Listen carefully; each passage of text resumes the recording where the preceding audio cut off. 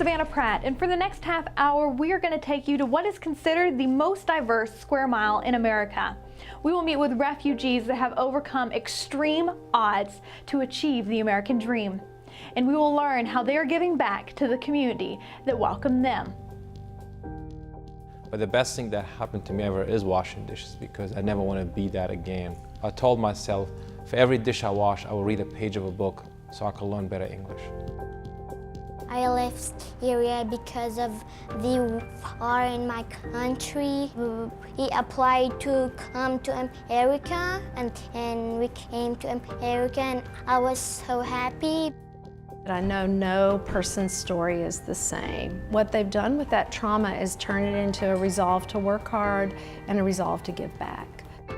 While we are taking this cup of coffee, we are trying to build a family.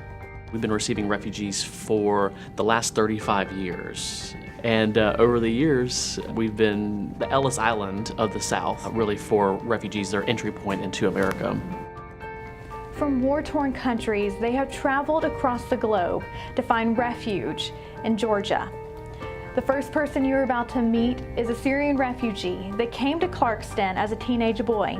After arriving, he found inspiration to follow his dreams. We fled oppression in Syria in 1996. My father was a lawyer. We went to Germany, lived there for 6 years in different camps. We weren't allowed to stay. So the next thing was offered to us to come to the US. And you know, we arrived to Clarkston, Georgia, right after 9/11. It was a difficult time because we were scared how we would be welcomed in this country. While sitting in our little apartment in Clarkston, Georgia, people knocked on our door and we looked outside. We see these like about maybe 10 to 12 people, like a bunch of older white women and men standing there. We thought first they're part of the CIA or the FBI. You know, and they came to our house and said, hey, we're part of All Saints Episcopal Church and we heard about you guys and we came to welcome you. They walked in the house, brought us new furniture. We shared a meal together, and I thought, like, this is powerful, you know, for a Christian church to welcome a Muslim family right after 9/11. And I never forget that. As I thought my life was having new hope, my father got sick, he couldn't work. My mom couldn't find a job wearing the hijab and not speaking English.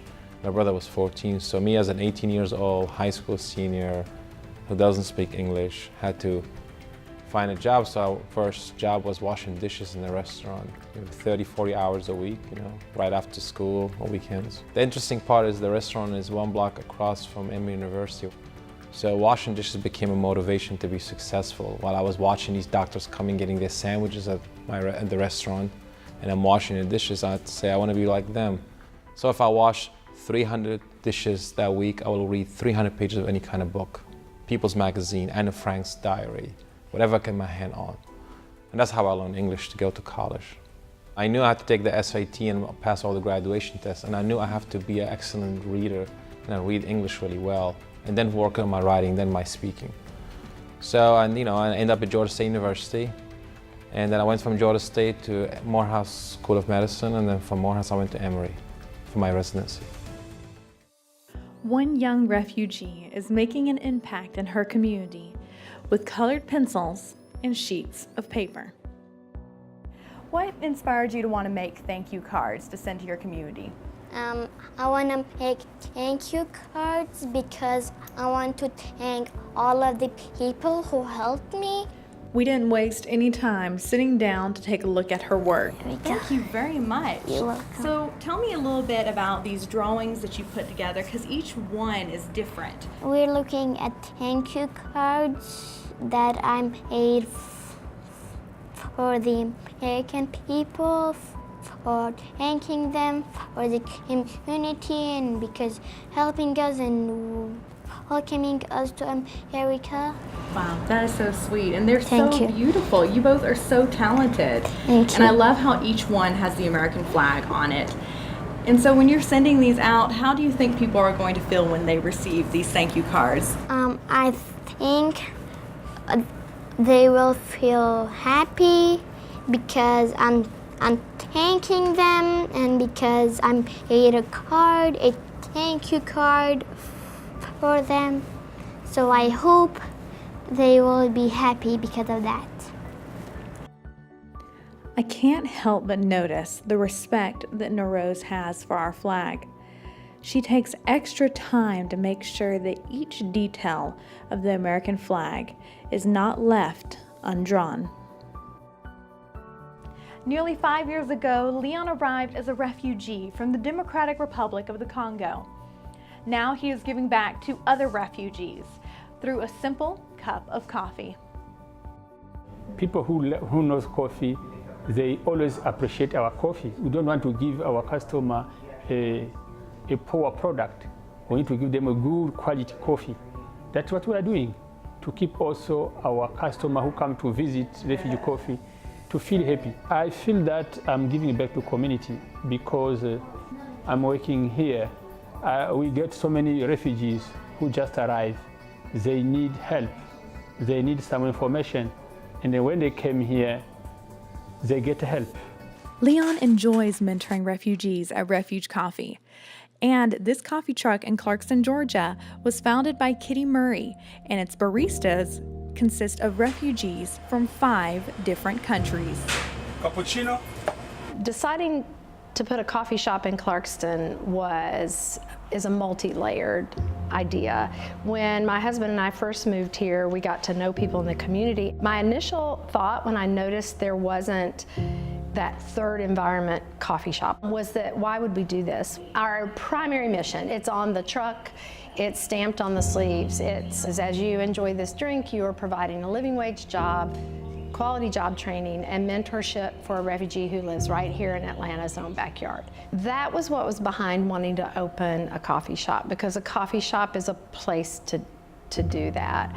When we first started, we were up on the street 2 days a week for about 6 months.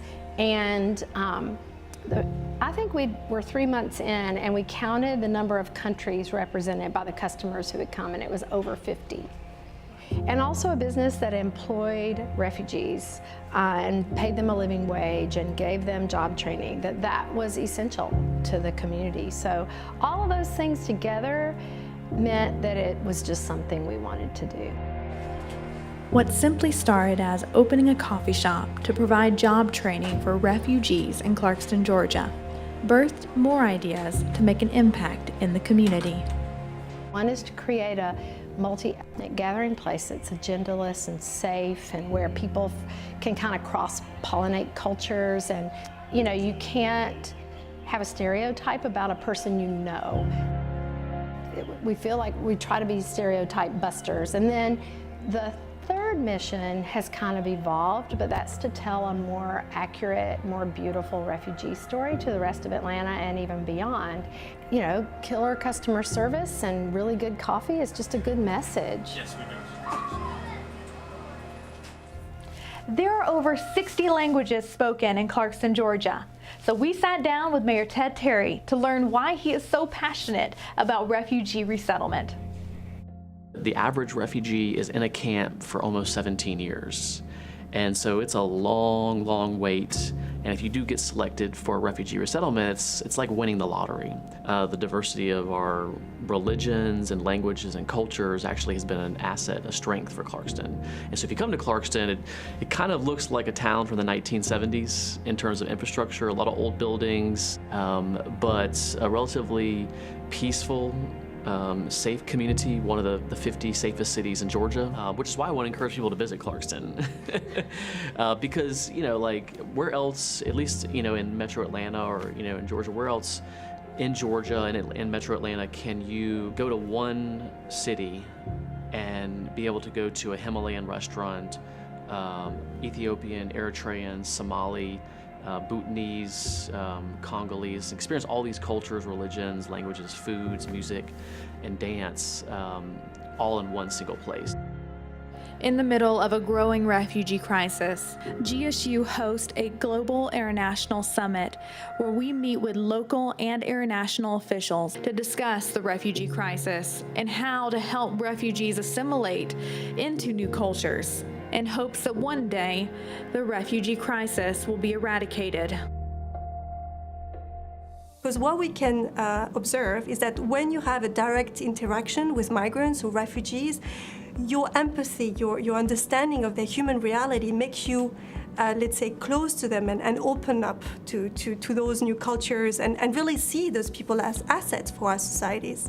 Whereas when you just fear them because you don't meet with those people at any point, then it's just a pure fantasy. And I think there's a concern that refugees are bringing some sort of foreign culture that is going to change America's culture in some sort of perverse way. And I think the reality in Clarkston is, that we celebrate the 4th of July. I speak at the Ramadan, but that does not diminish our Christmas celebration, Memorial Day, Labor Day. So, it's more of a layering on of different experiences and cultures, which I think enriches Clarkston. As the influx of refugees into Greece increases, the ambassador of Greece sits down with us to provide insight on the actions taking place to help refugees and to eradicate the crisis.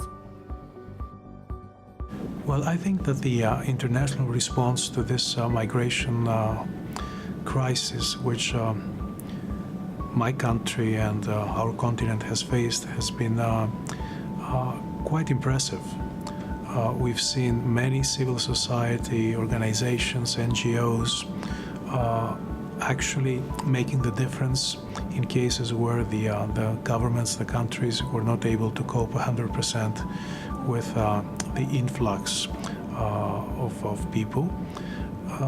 What we can also do is to educate the populations in our countries about the real nature of this phenomenon. Now Dr. Heval Kelli is a cardiology fellow at Emory University. He has started the Young Physicians Initiative in order to inspire high school students to pursue a career in medicine. The reason why I picked up cardiology because it's the #1 cause of death in the world, but it's also preventable. So heart disease is preventable. So it's important to find time to invest in the community, and I tell people that I need to inspire others to go into the field, and by doing that is through mentorship and role modeling. I had Dr. Latouf who reached out to me when I was in Georgia State. He's a heart surgeon, and he asked to help me, and I've realized if I could create that same experience for a lot of people, I will create more people like me and him. So I started the Young Physician Initiative. That is a program that motivates high school students to go into medicine by bringing medical students and interact with them, doing medical cases, talking about medicine. I think role modeling is very important. If you're present in the community, you can't expect a poor kids who live in a poor neighborhood one day to wake up and say, I want to be a doctor. They have to see that in their community to be inspired. And I take about a few hours a month to do that. So it's not much, but these kids are inspired. So they see a physician and med students hanging out in their classroom. They feel like maybe I could be that one day. I originally met Dr. Kelli through his U Beyond conference mentorship. I actually got him as a mentor. So I got to work relatively close with him. We got to have lunch a few times, just pretty much talk about, where I want to go. I mean, I think he's great. He's very helpful when it comes to guiding his mentees. He's definitely given me a lot of insight onto what I want to do. Becoming a doctor or a journalist or a lawyer is something you can follow the rules and you can be that one day. Dr. Kelli recognized that the American dream was attainable for anyone who is willing to work hard enough to attain it. Dr. Kelli attributes much of his success to mentors and the people that poured into his family when they first arrived in America. Because of this outpouring of encouragement, he now pours into refugees and Americans so that they too can have the American dream. We get a group of high school seniors and we do medical cases. We learn about how to apply to med school. They learn exactly how to become a doctor from a perspective of diagnosis and curiosity. Because I think that's what makes it fun to solve a problem. And that inspires them to learn about the true essence of medicine, in addition to helping people. When they go to college the next year, they have the knowledge and the pathway to achieve their dream if they want to still pursue a career in medicine. Am I doing this have right? This, yes. I start off at the top? Yes. And then as for Nawroz, she too dreams of becoming a doctor one day. I do like this. For now, she focuses on being a kid, running outside and enjoying going to school, things that she wasn't able to do in Syria. After the war started, I did not go to school anymore. I could not play outside with my friends anymore. I'm so happy because I have a better future and I have a safe place to live. I go to school and and I have a future. And if you study hard, you can become whatever you want to become, like a doctor, an engineer, a teacher, whatever you want to become, you can. Because America is a really good place to study. When you're writing these, how does it make you feel that you're making an impact in the community by sending out thank you cards? I mean, that's pretty exceptional to send thank you cards out to your community. Well, it makes me excited.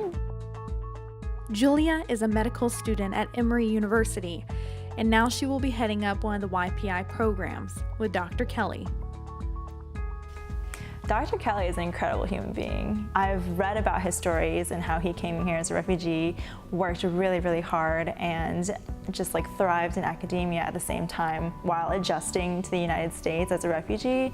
So that in itself is amazing. But even as a fellow and as a doctor, he's so involved in the community. He started these programs at these high schools.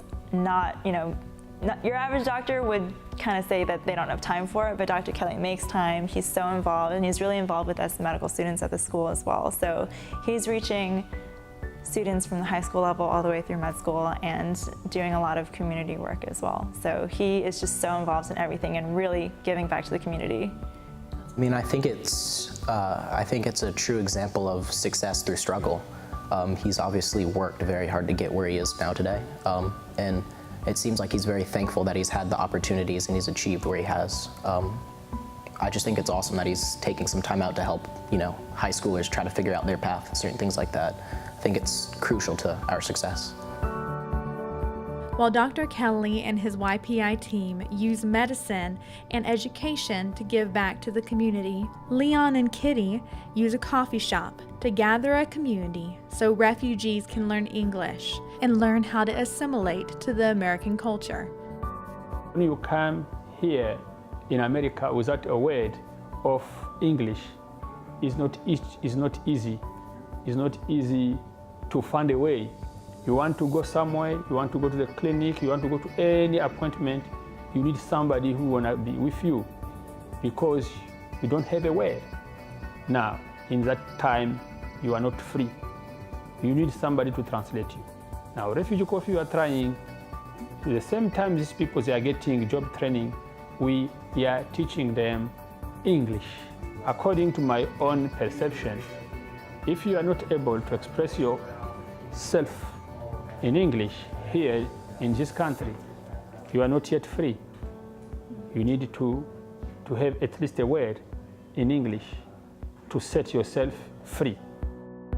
Leon desires for all refugees to have the same freedom that he has by speaking the English language.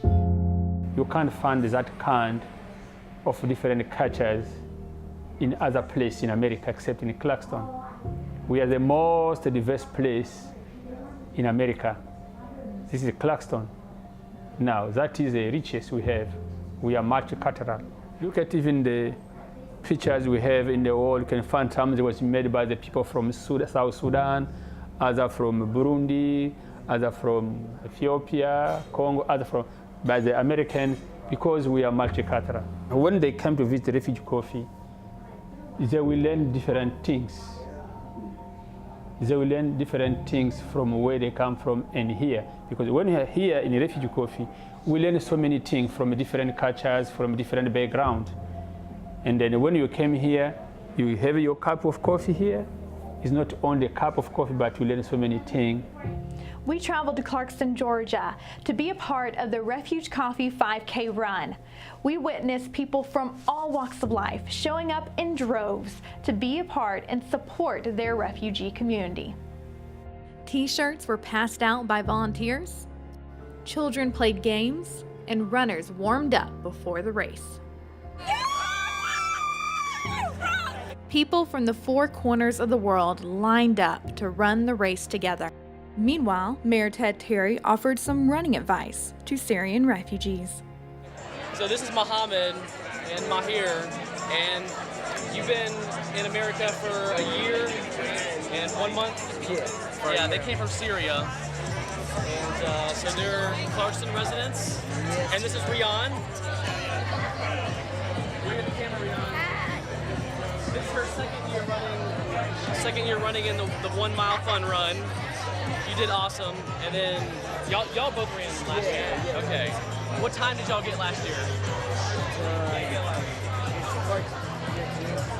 Okay, all right, so you got to do better this year.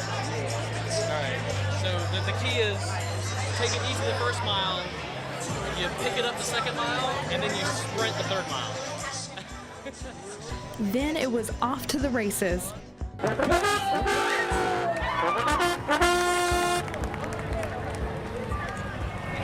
Finishing strong, I like it. The crowd stood cheering as the over 800 runners raced to the finish line. After the Refuge Coffee 5K race, the festivities continued with Clarkston's Culture Festival, where women danced flamenco, art showcased the diverse cultures, and the smell of food filled the air. The Refuge Coffee 5K race and the Clarkston Culture Festival showcased a community of different cultures, races, and backgrounds coming together with no agenda other than to be present and support one another. I feel very privileged to live life in a refugee community. And maybe I should correct that, in a community that is a mix of refugees and Americans, because that's what this community is. I think if you want to change the world, to be present in a community, ask people what they need and address those needs. The reason why I work primarily with refugees and immigrants, because I'm a refugee myself, I have a belief that if I could help someone who from a low socioeconomic status and doesn't speak English, I could help the entire country. Dear American, I am a Syrian refugee. Thank you and America for giving me a safe place, a new life and a better future. I want to work hard and study hard to serve my new country and home, America. Sincerely, a Syrian refugee child and new American. Life is tough in America when you come here. I mean, any country is, is new language, new culture, no friends, no family. It's very tough, but there is something about America that's different than anywhere else. There's a way here you become something one day. I was washing dishes as a high school senior for some of the doctors that I probably work with right now. Maybe some of the people who came ate at the restaurant, they're my patient now at Emory Clinic. So that's what America's about, You just gotta work hard, and maybe you find yourself a little game like I did with my dishes. To learn English, you find something else, Like Einstein say, you find opportunities in every challenge. Oh, I still have way more to go. When I look back on my story and feel like, first of all, I tell people I'm a very slow walker because I walked like 10 years for one block to make it where I am today. But the more I achieve when I use that for helping more people. So when I get on the media, when I get opportunity to speak, my goal is to inspire refugees for a better life and inspire Americans to invest in refugee and immigrants and minorities for them to have a better life. The reason why I work in a community and I'm trying to help as much as I can, because I'm trying to show to my fellow Americans that refugees and immigrants are an investment in our country. When you see a refugee or an immigrant, I don't want you to see victims. I want you to see opportunities and investment in our country. And that changes minds. Because when you victimize someone in any group, you're just helping them to get by. When you think of someone as the next doctor or journalist or a lawyer, then you're going to invest your time in them to make them to be that. And that's what people did for me. If you tell that church group 15 years ago that If you help this family, you'll have a surgeon, which is my brother, and have a cardiologist 15 years later. They might not think of that, but now I provide my story and my brother's story as a role model for that. I think it's important to help people because people need people. In the end of the day, refugees are just people from a different place who are trying to live their lives in a new place. A lot of them have fled certain things that are horrible. So I mean, I think it's just important to embrace them and show them that we care and we love them. They're welcome. Clarkston is a small city, maybe poor in terms of money, but we are rich in culture. People who live here who are not refugees are welcoming people. So, you know, that synergy that's happening in this community, it's pretty miraculous. I think refugees add so much to our community. They bring a lot of culture, they bring so many interesting languages and incredible, incredible stories and challenges that they've been through.